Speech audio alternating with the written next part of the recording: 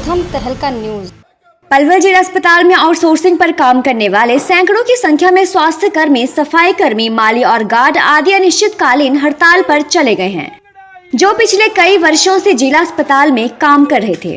इन कर्मचारियों का कहना है कि नए ठेकेदार ने आते ही करीब 1.5 दर्जन कर्मचारियों का निष्कासन किया है। इन कर्मचारियों का ये भी आरोप है कि नए ठेकेदार के लोग नए और पुराने कर्मचारियों से काम पर रखने की एवज में रुपए की डिमांड कर रहे हैं। तो वहीं कर्मचारियों का ये भी कहना है कि इस बार जिस ठेकेदार को हाउसकीपिंग, गार्ड, माली का जो ठेका दिया है, वो ठेकेदार पहले भी जिला अस्पताल में काम कर चुका है। उस समय इस ठेकेदार के द्वारा कर्मचारियों और प्रदेश सरकार के नियमों में काफी अनियमितताएं की गई थी। आज जो हमारे ये कच्चे कर्मचारी लगे हुए हैं ठेके में, स्वास्थ्य के कर्मचारी, उनका ठेका किसी दूसरे ठेकेदार को दे दिया है। और सरकार की एक ये चिट्ठी भी है कि भाई कर्मचारी नहीं हटेंगे, चाहे ठेकेदार कितने ही बदल जाएं। उसके बाद भी लगभग 25 कर्मचारियों जो इन्होंने नोटिस टाँका ठेकेदार ने किसी दूसरे सुपरवाइजर के माध्यम से, वो उसमें 25 कर्मचारियों के नाम नहीं थे। और जब उनसे पूछा कि हमारे उसमें नाम क्यों नहीं है, तो जो सुपरवाइजर जो लिस्ट टाँक रहा था, उस सुपरवाइजर ने ये कहा कि आप 70,000 रुपये दो और आपका नाम भी लिस्ट में शामिल हो जाएगा।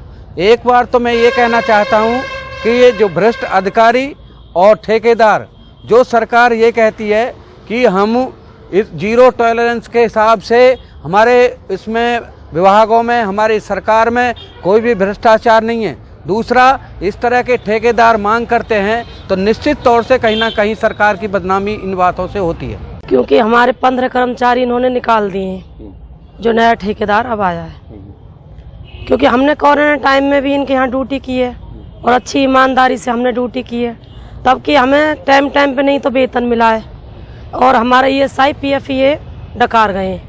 आप कितने सालों से काम कर रहे हैं यहाँ पे? मेरे को 4 साल हो गए। तो कितने ठेकेदार बदले अब तक? अब तक हर साल इनका यही रूल होता है, हर साल ये निकालते हैं कुछ बंदों को और पैसे दे के और लगाते हैं। हाँ जी, कितने पैसे मांगे जाते हैं? कम से कम 50 या 70 हजार की डिमांड होती है इनकी। नया कर्मचारी रखने से पहले? हाँ जी, पैसे लेते हैं? पहले पैसे ले लेते हैं। ये पैसे कौन लेता है? ये जो ठेकेदारी लेते हैं वही पैसे की डिमांड करवाते हैं। अब इनसे भी डिमांड हो रही है, जो 15 निकाल गए, इन्होंने पैसे नहीं दिए थे, इसलिए निकाल दिए। नहीं, पैसा इनकी बोली है इनसे, पर ये पैसा कहाँ से देंगे? क्योंकि पहले हमको वेतन कम मिल रहा है, जबकि 18,000 24,000 हमारा होना चाहिए। नए गार्डों की भर्ती कर रहे हैं ये, क्योंकि हमने कोरोना टाइम में ड्यूटी की है। फूलों की हमें कोई आवश्यकता नहीं थी, उनकी हमें रोटी की आवश्यकता है। जिला अस्पताल सिविल सर्जन डॉक्टर ब्रह्मदीप से स्वास्थ्य सेवाओं पर कर्मचारियों की हड़ताल के असर के बारे में पूछने पर उन्होंने कहा कि कर्मचारियों के वैकल्पिक व्यवस्था कर लिए जाने के कारण कोई प्रभाव नहीं पड़ेगा। आगे कहा कि कर्मचारी हड़ताल पर बैठने से पहले हमारे पास में कोई शिकायत लेकर नहीं आए हैं। अगर कोई हमारे पास आएगा तो उनकी बात जरूर सुनी जाएगी। ऐसे 3 सुपरवाइजर अभी हाल ही में सरकार द्वारा जो कंट्रैक्टर है उसे बदला गया है, जो कि पूरे प्रदेश के लिए बदला गया है। हर शहर में, हर जिले में कंट्रैक्टर को बदला गया है।